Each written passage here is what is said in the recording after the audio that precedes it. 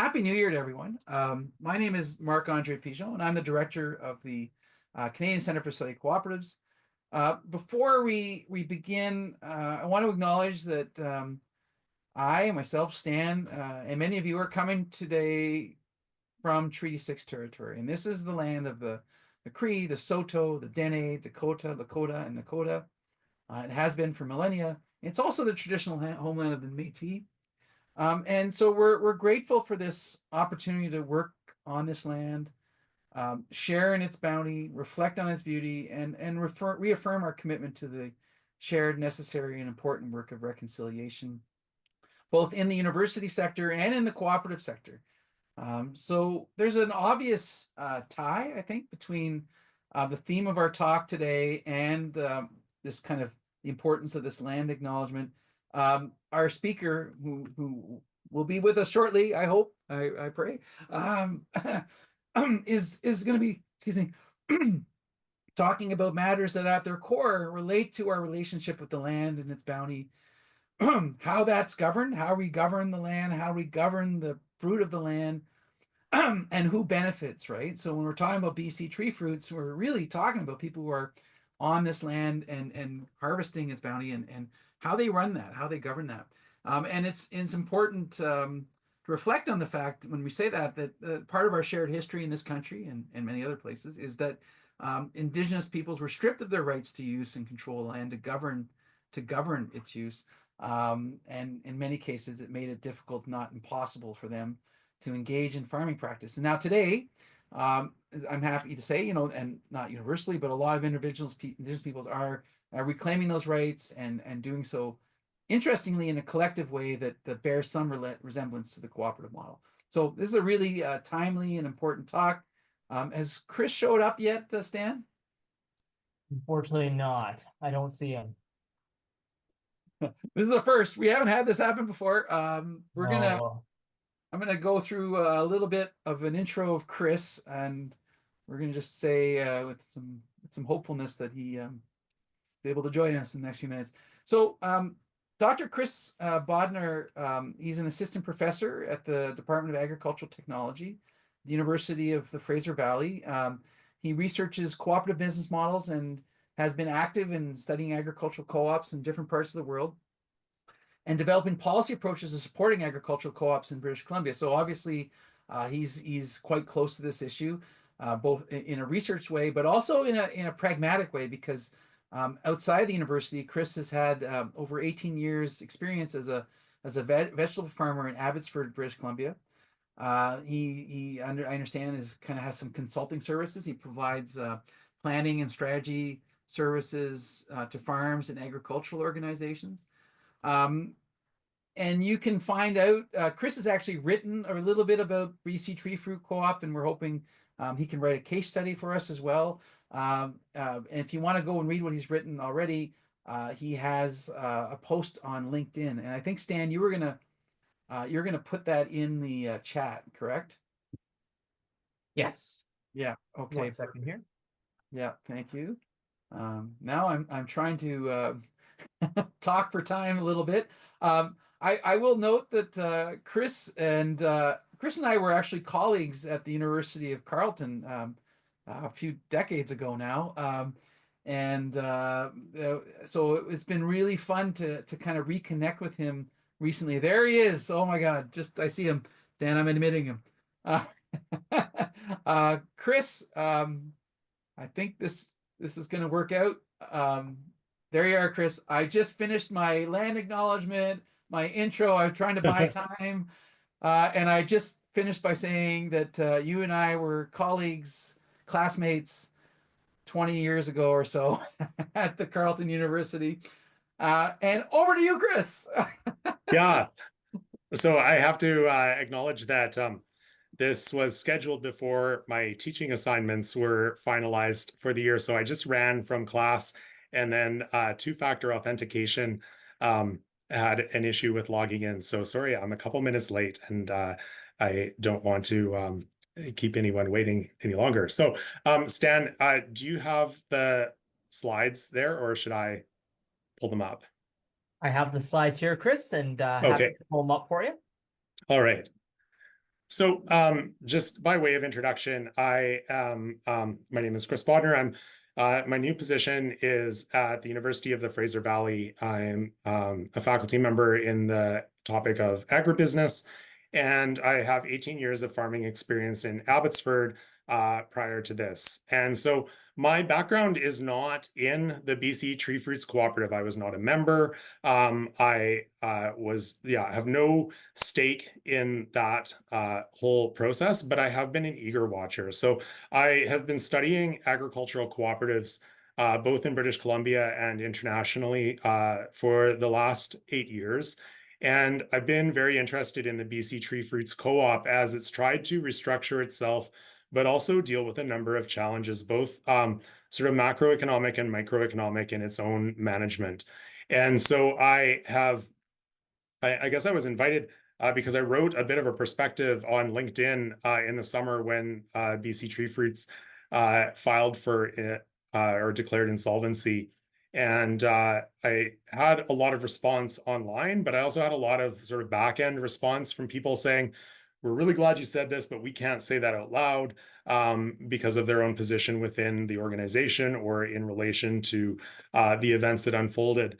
And I really wanted to address what happened with BC Tree Fruits because I think we have not a lot of cooperatives in our economic system. And when one goes under, it gets a lot of attention. So whether that was Mountain Equipment Co-op a few years ago, or whether now it's BC Tree Fruits. And there's a lot of, I guess, simple thinking in terms of what happened.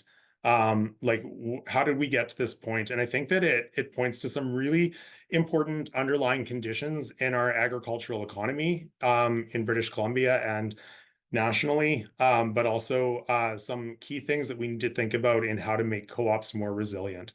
So if we go to the next slide, I'm going to talk about 4 things that led to the failure of the co-op. And so not in order of me talking about them, but in because I'll sort of do it backwards after going through this list. But the first is a general decline in the apple sector. So the challenges to the apple sector in British Columbia are not new. But during that decline, there's been an associated splintering within the sector. And so we have a cooperative that at one point in time managed the sales for the vast majority of Okanagan growers that no longer happened. And so you had a lot of organizations that created or started up in order to compete within that sector. And in some cases, disgruntled growers who were not happy with the direction of the co-op or the management of the co-op or the way, just in general, the operation or conflict with other people. And so that member infighting became a really significant issue. And I'm not even talking about member infighting just in the last couple of years. This is a longer issue. And so I can say this as a farmer, I think, but like farmers are kind of a brustly bunch. We like to work on our own because it means a lot fewer people on a daily basis. And so sometimes it can be challenging to get a group of farmers into a room and have a focused conversation and come to some sort of agreement. And so I think that is something that we need to look at here. And then we have larger factors facing agriculture in BC in general. And so I think there are a few things that we need to look at and understand what points here are particular to co-ops and what points are a larger issue. And going forward, how might co-ops be rethought to approach some of these issues? So if we go to the next slide, I know a lot of people are joining from outside of British Columbia, so I want to give a little bit of a background as to what agriculture looks like in British Columbia. So we have an agricultural land reserve. So this is a provincial tool that's been in place since the early 1970s to protect agricultural land. And as of 2013, there were 4.6 million hectares in the agricultural land reserve. Now, I have to caution that does not mean that is the total productive base of agricultural land, because a lot of that land is not farmed. So just because it's in the agricultural land reserve does not mean it's farmed. But of that land base, only 5%, so only 5% of BC's total land base is suitable for agriculture. 2.1 or 2.7% would support a range of crops. And so that is class 1 through 4 lands So the quality of land is ranked by different classes. And so class 1 being the best, class 4 being sort of a limit in terms of being able to grow a diversity of different things. And then after that, you get into like rangelands and so on. So that might be good for grazing, but not for cultivated horticultural crops. And so of the land base, 1.1% is prime agricultural land. So we have a very small land base for practicing agriculture. So if we go to the next slide, you'll see a picture of what that looks like. So the green areas show the agricultural land, or the land that is in the agricultural land reserve in British Columbia. And so you have a little bit of green in the north. That's the Peace region, where you'll have a lot of grain and oilseed production connected to the Canadian prairies on the other side of the mountains. And then basically everything else in British Columbia follows a water system. And so it's basically valley bottom. And then some areas in the interior that are desert lands going up, like different tables on hillsides that have been irrigated and made productive in that regard. So you have on the east and the southeast a strip in the Kootenays. You have right in the middle the Okanagan area going up into the Thompson region. You have the Skeena River in the upper sort of mid left hand. And then a very concentrated but hard to see green at the very bottom south coast in the lower mainland, which is where I am. So Abbotsford, Chilliwack, Langley. And then also a little bit of green along a fringe along the east coast of Vancouver Island. So the additional challenge to growing in British Columbia is that all of these little green spaces are divided by vast mountain ranges. And so moving products, moving inputs in the province is very challenging.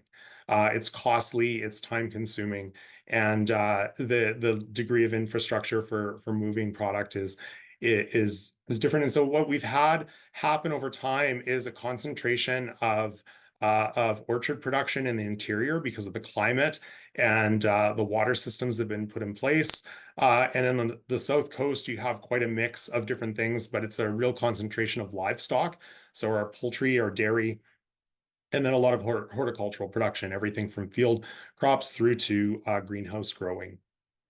And so if we go to the next slide, the challenge within this is that British Columbia also has the highest farmland values in Canada. So in the region where I am, the average price right now is $112,000 per acre. And so it's widely acknowledged. I think just maybe a little over a decade ago, the number I heard was that $42,000 per acre at that time was considered the threshold at which you could no longer pay for land by farming it. And so we're well beyond that threshold now. So anyone who's acquiring land and farming it is doing so by independent wealth, not economic turnover from the actual operation on that land itself.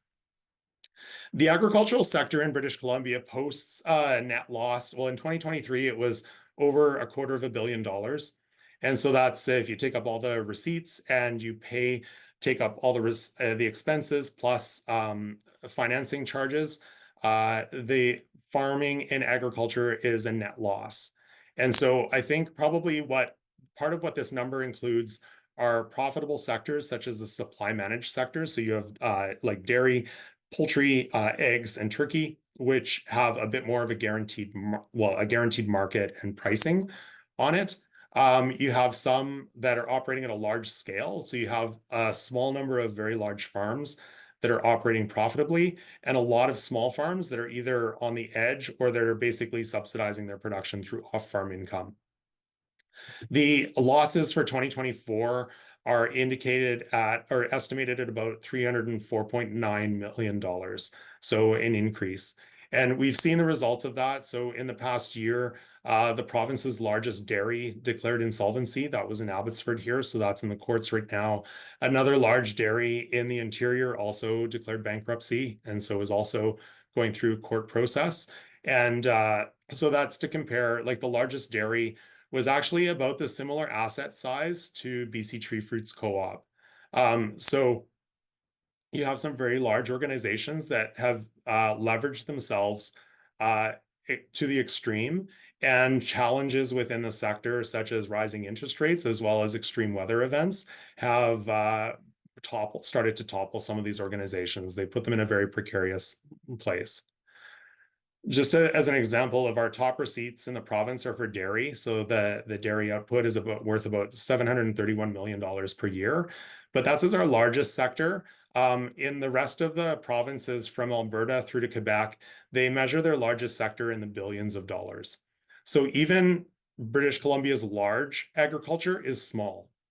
So we're very productive on the land. So in Abbotsford, for example, the average receipts per acre of land are in the realm of I think it's about $42,000 per year receipts per acre, which is the highest in Canada. The second highest is in the Niagara Peninsula, and it's less than half of that, as far as I recall. So very productive in terms of the what's being generated on land here, but also small and some precarious situations that people have taken advantage of low interest rates in the past and tried to manage sort of the economic headwinds that they saw ahead of them, taking a gamble, and now seeing sometimes the negative results of that.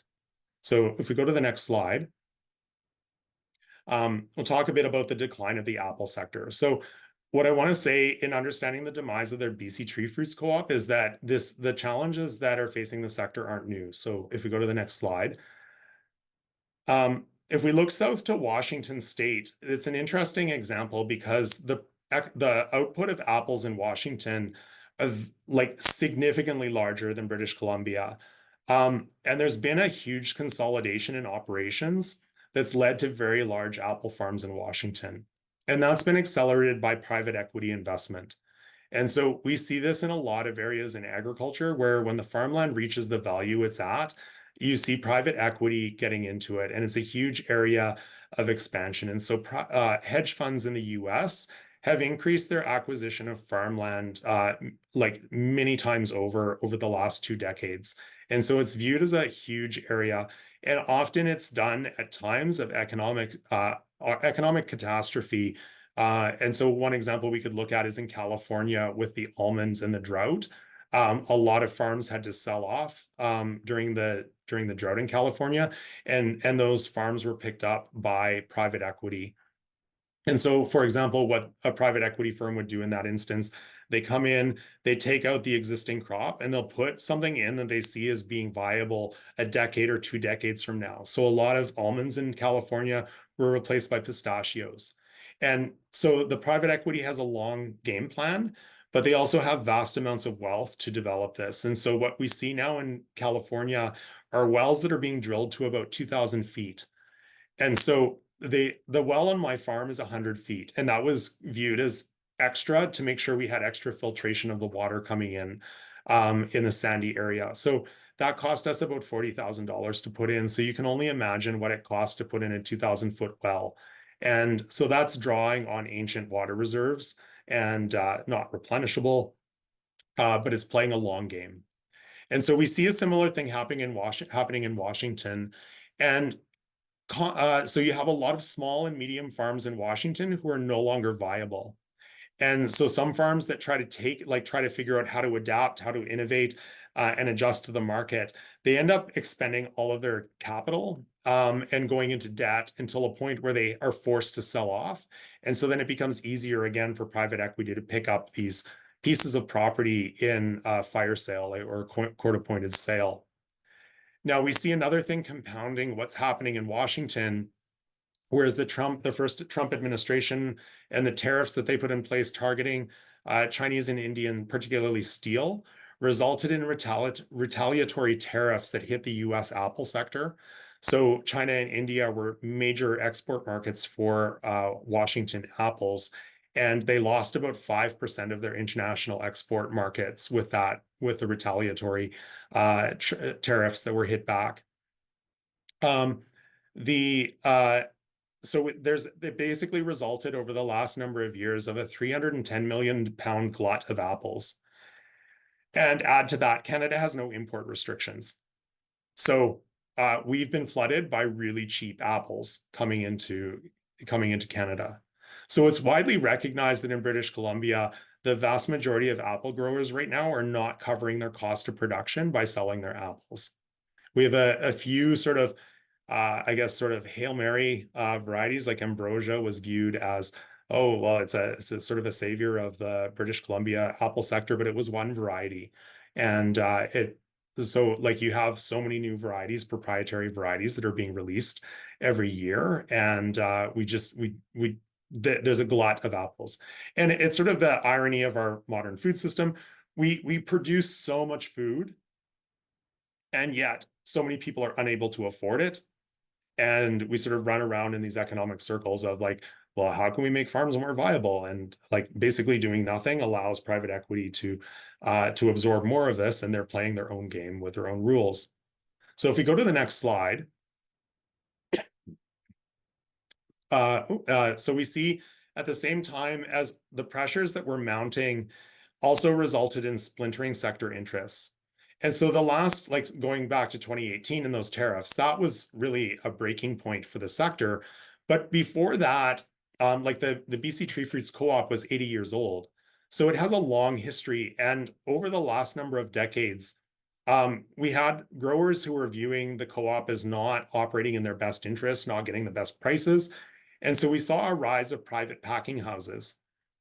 And in a lot of ways, the private packing houses should have been good for the co-op because it would have provided competition. Growers had a choice as to where they ship their apples. But we also saw an increase in the behavior of growers in that a lot of them used their membership in the co-op as a buyer of last resort. And so they would market their own apples independently to different packing houses and various buyers and send what no one else wanted to the co-op. And so the co-op increasingly had problems with quality control from its members. And there was a real conflict between members as to the idea of membership rights, and people saying that my right as a member of the co-op is to sell whatever I want to the co-op, and it's their responsibility to sell it. And so the co-op was, and I mean, these are conversations I had with agrologists who were trying to figure out, like, how do we give advice to this co-op, like when they can't control what growers are sending them? I was like, well, I don't, like, successful ag co-ops in the rest of the world have quality control measures. Like this is really a unique situation that the membership really dictated that the co-op needed to be a buyer with no quality control in one aspect. And the co-op in return tried to adapt. They developed a line of cider, a hard cider product. But it was also at a time when everyone was developing hard cider products. So it's like the brand of BC Tree Fruits Co-op was already diluted by that point. You also saw diversification of fruit production at that point over the last number of decades. So a rise of cherries, increase in peach production. And so the co-op had to also adapt to start growing or packing and storing different types of fruit from growers. And you had smaller packing houses that were maybe a little bit more nimble, access to more capital to do this really well. And so you see some of the top packing houses in the interior right now have really cutting edge technology for storing fruit and preparing it for shipping to global markets. And then the other factor, of course, promoting diversification is a changing consumer demands.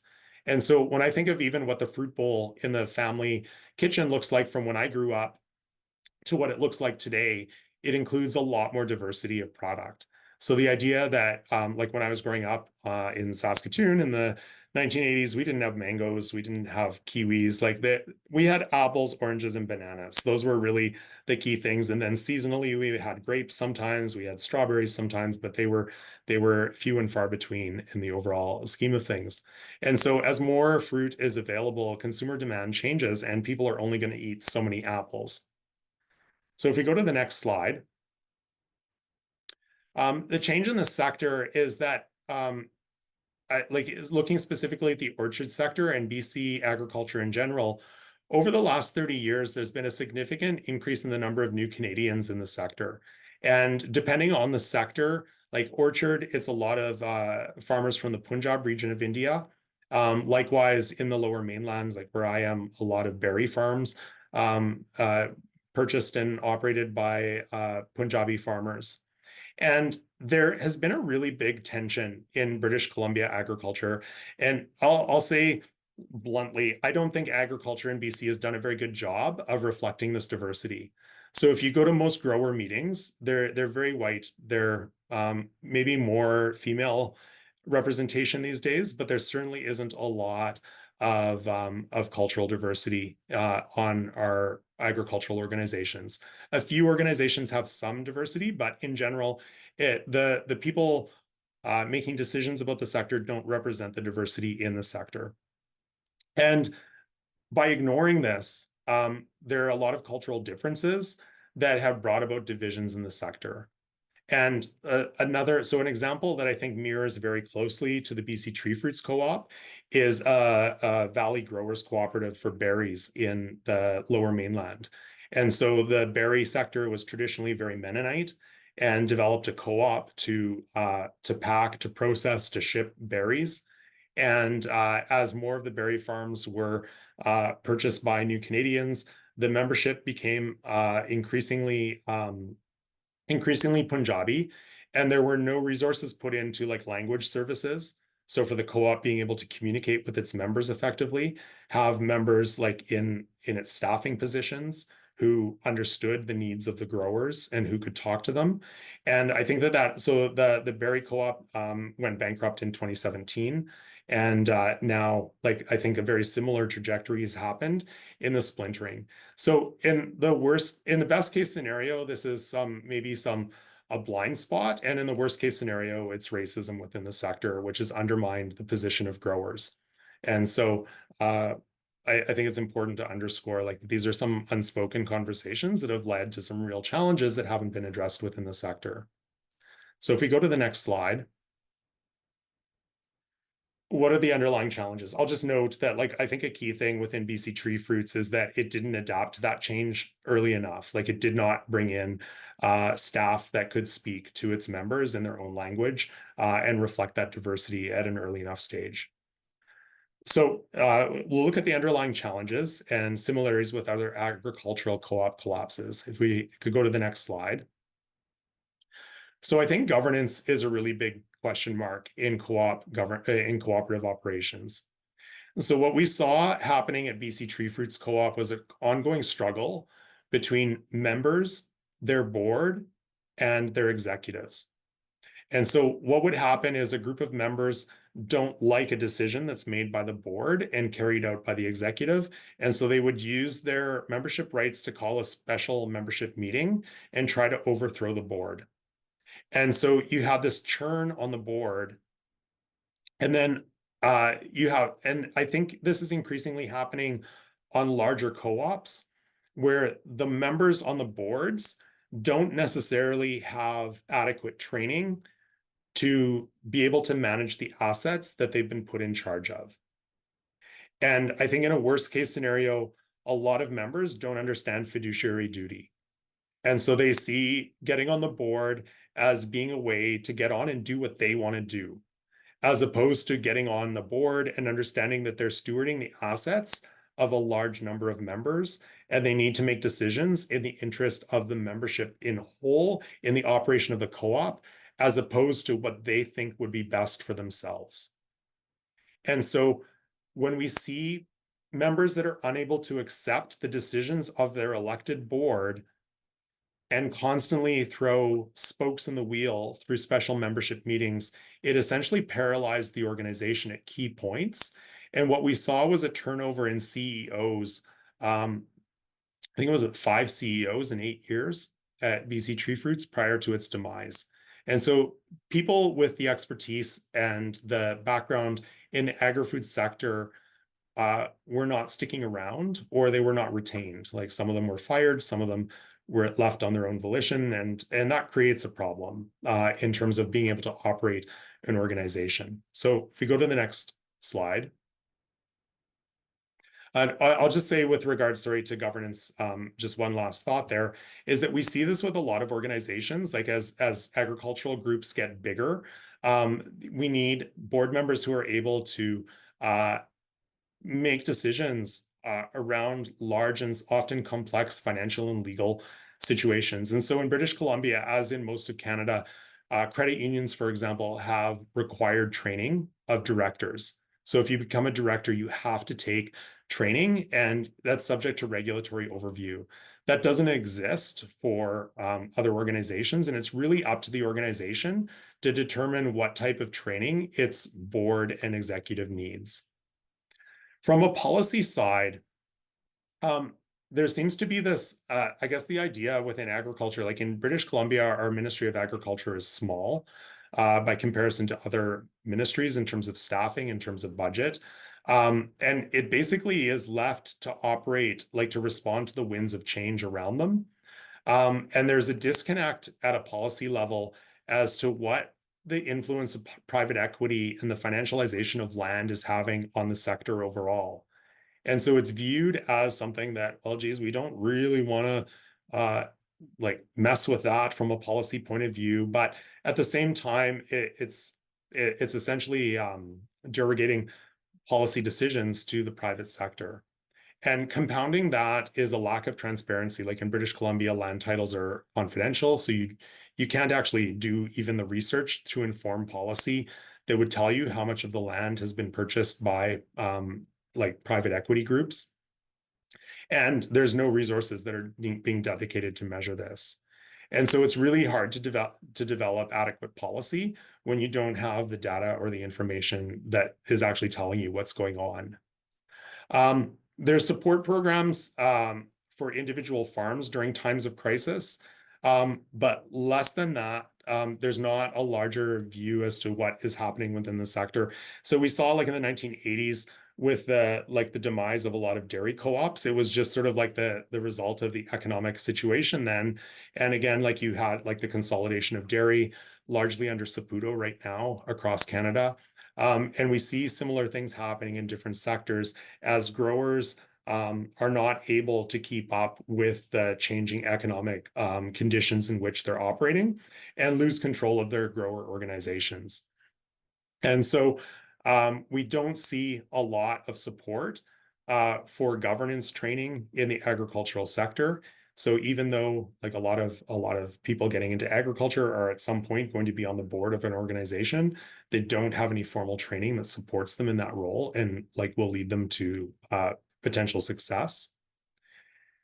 The innovation within the sector, I think, has been lacking. And I think at a base level, and we can look across Canada, is that we have so little processing capacity in our food system.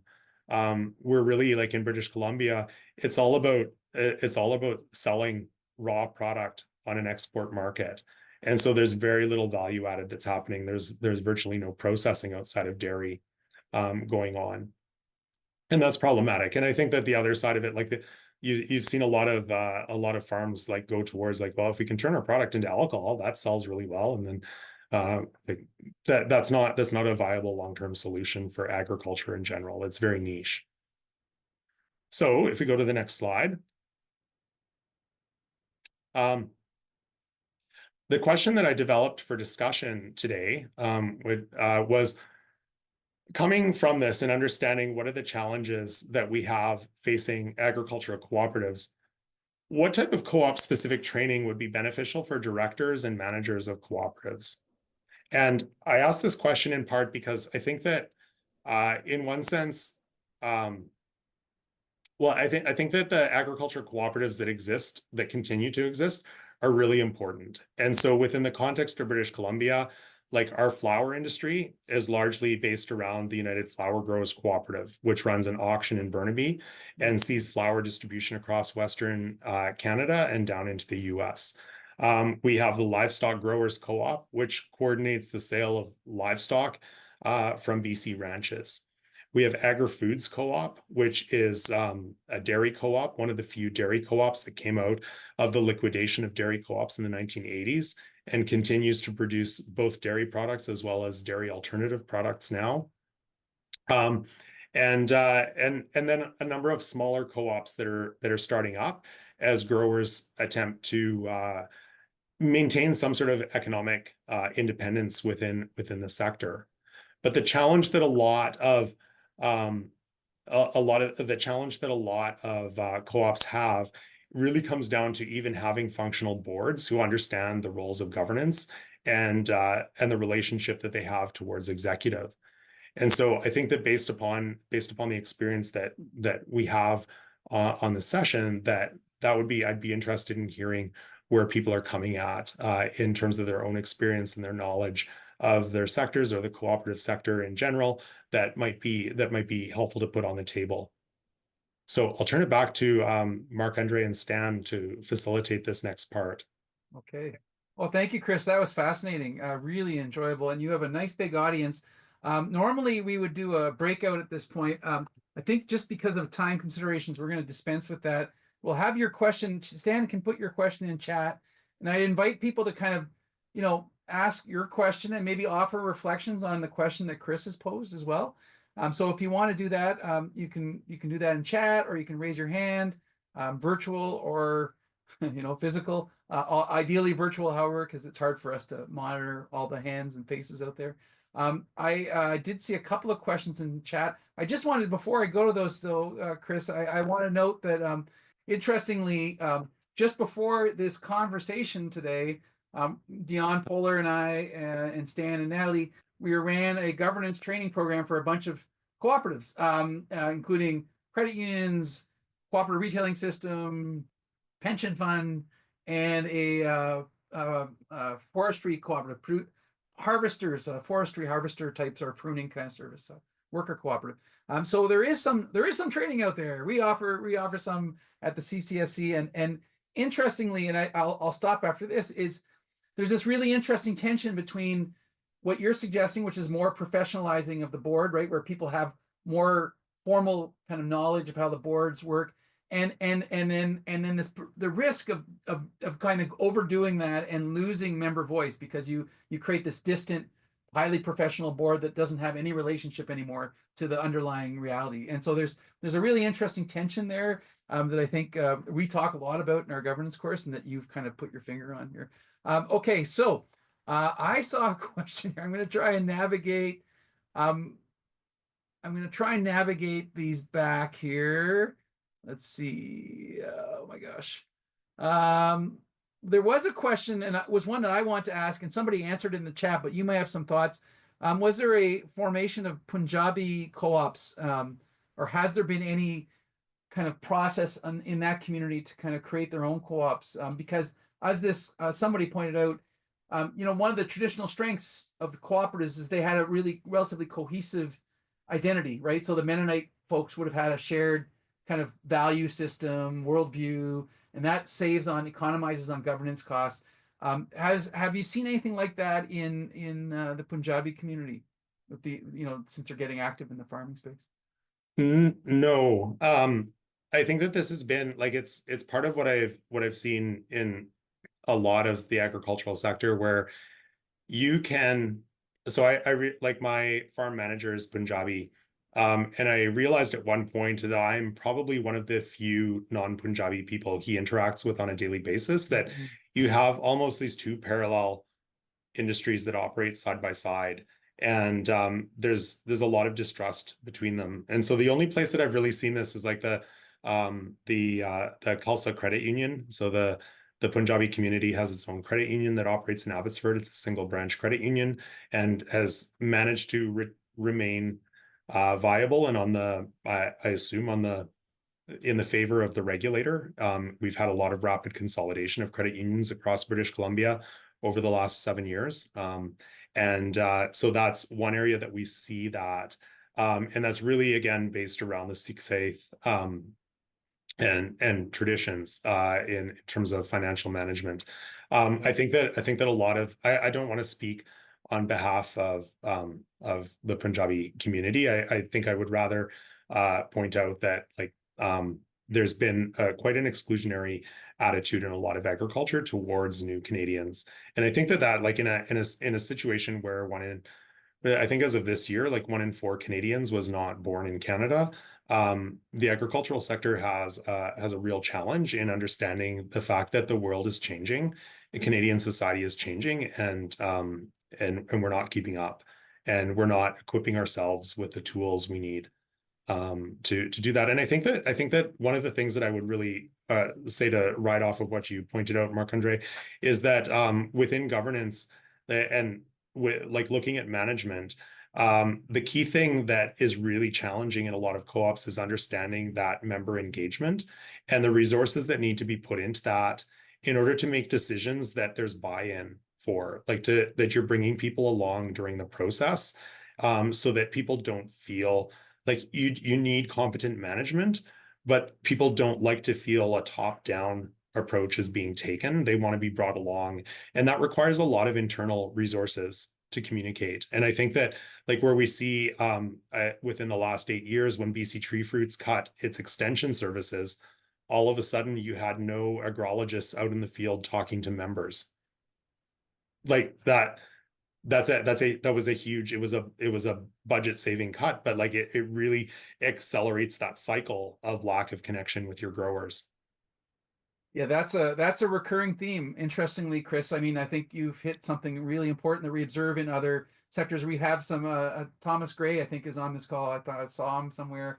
Has a paper that there he is raising his hand. He did a presentation for us in the fall where, that's more or less his conclusion as with the dairy co-op in the US, where you need to, really invest in this member relation function. It can't just be something you do off the side. And I would note that, historically the credit union, CRS, they had newsletters, they had people who did nothing but think about these relationships. I think some of them still do, the CRS in particular, but in the credit union land, that's kind of gone. That stuff is passe.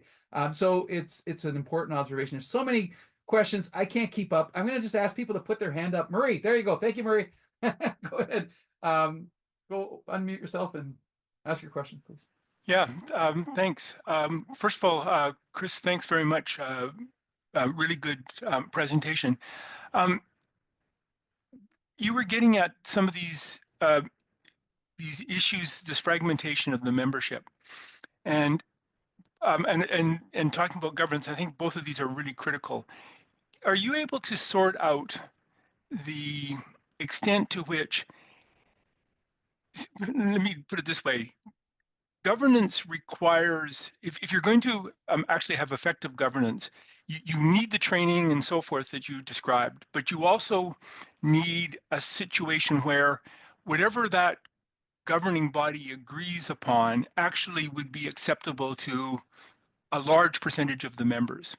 And so is it the case that you don't have the skills around the board table to find and come up with that agreement, or is it in fact the case that you have so much diversity and so many pressures that in fact you can't find agreement amongst the groups even if you tried? If the latter is the case, then even the best governance model won't solve the problem. So Yeah, I'm interested in how those two things are playing out. Thanks. Yeah, I think that part of, I guess, what I wanted to suggest in the presentation was that, number one, I think the problems that we're facing the BC Tree Fruits Co-op, it may have gone bankrupt with the best management and flawless governance procedures because of the economic headwinds they were facing in the apple sector. I think that's a possibility. And so I wouldn't want to discount that. But on the other hand, I think that like I wonder what it would have looked like if at a certain point a co-op decided that maybe they needed to split into two different organizations, or different member interests. And I don't know, like the other side of it is I think that I don't like it. I'm cautious to say this because I can see where it would go bad really fast. But there are some points where membership is not an absolute right. And if members have a significant problem with the organization, they do need to make a decision to leave at a certain point in time. And I don't like at a certain point, like I'm hesitant to suggest this because like, should the co-op expel members? I think that should be based around quality. I think that like if a grower can't deliver quality product, I think that that's a problem in terms of their obligation. But I think that like if you look at your obligations as a member for a lot of societies and such, you do have an obligation to uphold decisions made by the organization. And so if you're not willing to operate within within the realm of the accepted governance processes, like there could be avenues for a co-op to expel members. And I think it's a dangerous suggestion, but I think it's also one that people stay away from so much. I just wanted to say one other thing, because I was involved in a series, like I was chair of a small credit union board that we merged, and we've had a number of mergers into what is now Beam Credit Union. So it's a provincial credit union covering the entire province of British Columbia. And one of the key things during that process is that we all understood, all the different credit unions involved in that understood that there's going to be members that are unhappy with it.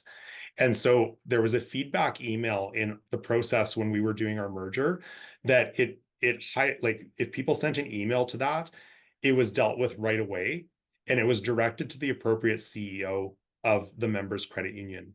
And so that member would get a phone call from the CEO the same day they made contact. And that was huge, because members are not expecting to get a phone call from the CEO. And it also made sure that every single CEO knew what every complaint was that the members had, and they took that on themselves. But the difference it made in terms of when people understood and they could have a conversation with someone who could affect change in the organization, and we're told, this is the reality of the situation we're facing, and this is the opportunity we have to work together as a larger organization. And we really value your input, and we really want to do what's best for you. And how can we, like, what information do you need? And that was huge. And a lot of organizations, management sometimes hides from members. Like they view, okay, well, the board, that's your responsibility. Like AGM, you deal with that. And I think that should be a sign of a problem right off the bat. Whereas like if you have actual meaningful engagement with members, it does take time. It takes time out of your upper executive's day. But if they want to bring people along, they're going to have to do that work. Good stuff. Thanks, Chris. We have two more questions lined up here, so I'm going to go Chloe B. And there's by the way, before you open up your mic, Chloe, I just note there's a vigorous chat conversation going on that I am unable to follow as I try to pay attention to this conversation. Go ahead, Chloe. Hi, my name is Chloe Brown. I'm from Ontario. I'm curious to know if there's going to be any public offers to help young people buy into this co-op by chance.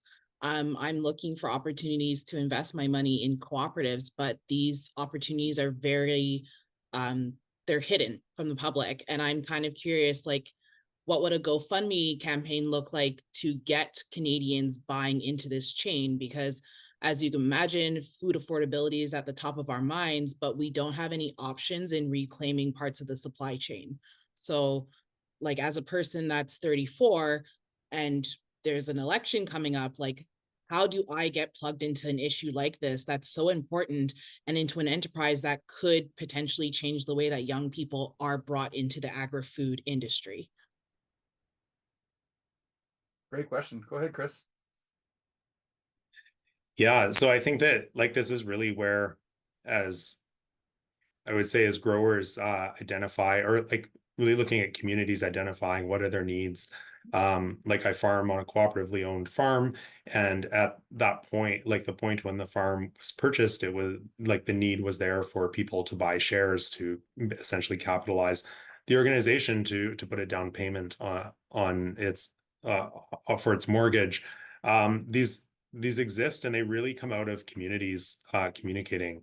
And I think that like we have examples in British Columbia of community investment cooperatives that exist in some regions to develop, like to focus on specific needs, largely in rural areas. I think if you look at cooperatives first out of Saskatoon, in terms of what they're doing, like funded by the Federated Cooperatives, and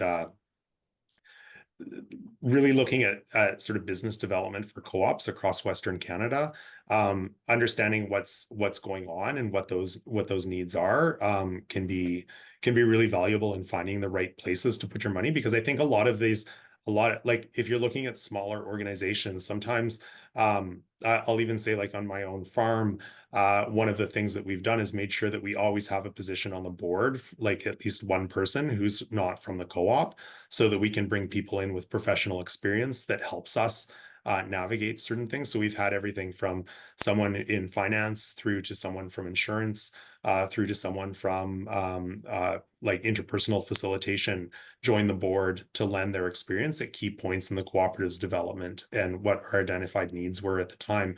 So I think that one of the exciting things can be additional engagement that takes time and resources and energy. And then that can also lead to the financial investment opportunity, because the other side of it is that cooperatives are restricted in terms of offering like investment opportunities. It does require a certain level and ability to develop a prospectus. Like we see, I'm thinking of La Siembra, which does the Camino brand chocolate products out of Ottawa. They did offer and do regularly offer share offerings. You do have some opportunities that exist in sort of a larger mainstream, but yeah, just some of the thoughts off the top of my head. Yeah, great stuff. There's Chloe, there's some comments in chat that you might want to look at that offer some opportunities. I was going to mention that investment co-ops, I'm a member of two of them, one in Ontario, one in Saskatchewan, renewable energy in this case, but there are others. And, you know, it's a really important issue, actually, one that I think our center is going to be putting some energy into, because, you know, if you think back, even the Mountain Equipment Co-op, there was a mobilization of members at one point to try and recapitalize this. It was too late, too little. But there is an appetite, or it seems like there's an appetite for this kind of thing. But there's also a risk of breaking the usage relationship, right? So if you're a producer and you're using a co-op, you have a relationship that's functional, not just investment based. And that's a kind of core feature of cooperative identity, is that use relationship. How do you make use of the services? I'm going to go to Michael quickly, or Michelle, or Michael, no, Michael, sorry. Go ahead, Michael. Michelle's good too en français, but I just had a quick question. What were some of the decisions that the co-op board made that you referred to that I guess like angered members to that extent or kind of activated them? Because on one hand, member engagement is good, but it sounds like it didn't lead to like a virtuous cycle. It sounded like it led to a negative cycle. So what were some of the examples of something they disagreed with so vehemently? So one of the things that really got into the craw of a lot of members was the decision to invest a lot of money in high-tech storage and packing plant. And so they viewed this as unnecessary. Like it was way too, I guess, luxe for their needs. And so they viewed it as extravagant. They viewed it as the executive being out of touch. And then that was compounded when the co-op made decisions to sell off assets to be able to manage, like it basically owned too much land and too many receiving facilities. And so then that angered a lot of members because they no longer were going to have a receiving station near them. They would have to pay more for their transportation to send their product to the receiving station that was available. And so I think that in the last number of years, there were executives trying to make strategic choices about how they consolidated their financial position. And it was going to anger some growers. And there's always going to be some people that say, well, you can't, like, land is sacred. You can't just sell off land. We own it. Like it's something we could leverage against it. But the reality was that the investment that they had put into their processing, packing, and storage facility was extremely capital intensive. And they viewed that as important. Like with the storage facility that BC Tree Fruit ended up with, it was incredible. I mean, they could store apples for well over a year and still sell them marketably. So it had the potential of extending shelf life and covering a 365-day market need for their product, but that it came at a cost. And so as growers are increasingly faced like with not meeting their own cost of production on their farms, they look at this as an extravagance and say, was this really necessary? And sort of second guessing. And I think that economic desperation can really breed some negative thinking, like that people are really what you see at the end is like there's so much finger pointing.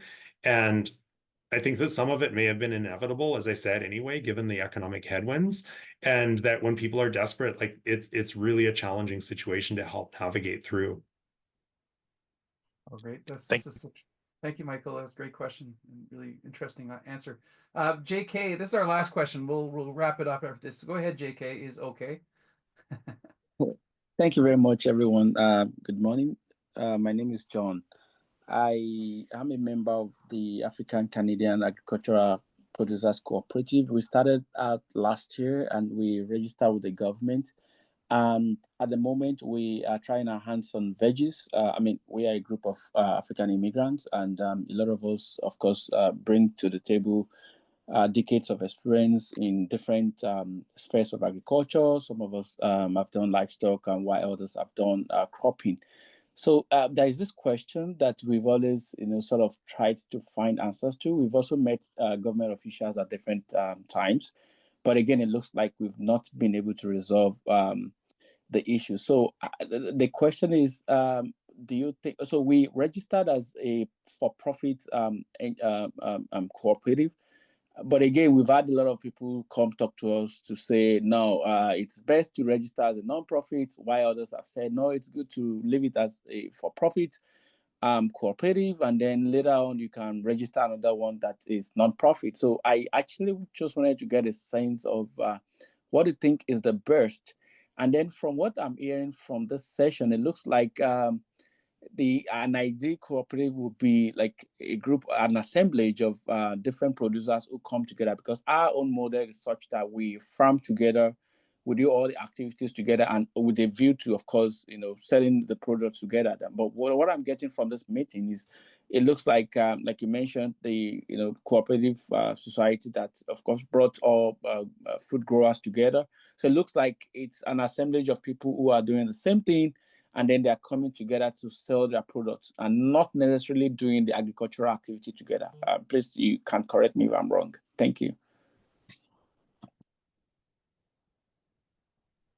I think that one of the things to consider, like if you didn't work with a co-op developer and setting up your bylaws, that would be really helpful, even in retrospect, to have someone review your bylaws. Because I think the thing about setting up a co-op that's really important is to build out some of the eventualities in advance and make those decisions as to what the needs and the intentions of the membership are.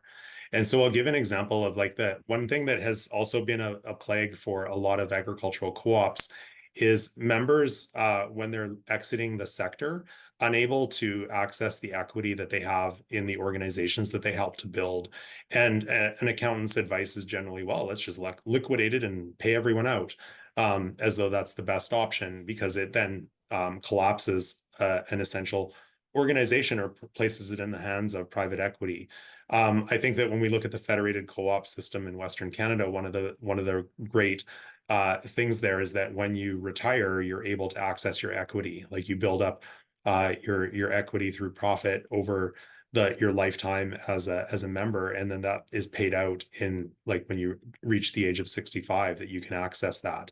And so it actually thought through a process. Like, and I say this as my grandparents as like founding members of the co-op in their town, that they use the co-op to buy their supplies, their inputs, their food, their lumber throughout their professional lives. And it essentially paid them a portion of their retirement pension through their equity in the co-op. And so actually thinking through like the cradle to grave cycle of members within the co-op and what those needs are that the co-op is helping to meet is really important in thinking that through. And so that's a decision as far as like, should you be for profit or not for profit, that should really be thought through with potentially with the advice of someone who does this on a daily basis and supporting. And so I would say that like if you didn't work with a co-op developer, either be in touch with the BC Co-op Association if you're in BC, or Cooperatives First in Western Canada. Like they have, both organizations have access to excellent people that can help you. And if you are in BC, the agribusiness planning program through the Ministry of Agriculture can also provide support to help your farm operation access specialized business planning services. Yeah, great stuff, Chris. I was going to mention all those things. If you're in the other parts of Canada, there's typically a provincial co-op association you can reach out to, and they might have some advice on where to get some of that, that development assistance with your bylaws and whatnot. There's still a lot going on in chat, but we are at 1 o'clock, and I do like to be on time with these events. I want to thank you, Chris. It was a really engaging conversation. You can see there are a lot of people attending, a lot of interest. So thank you for this. We're going to be sharing a link to the recording in the next day or so. So if you've missed anything or came in late, you can watch it later. We'll make that available to everyone who registered, and we'll share it through our social media channels as well. I want to draw your attention to our next talk. I think it's also going to be a real banger, as they say.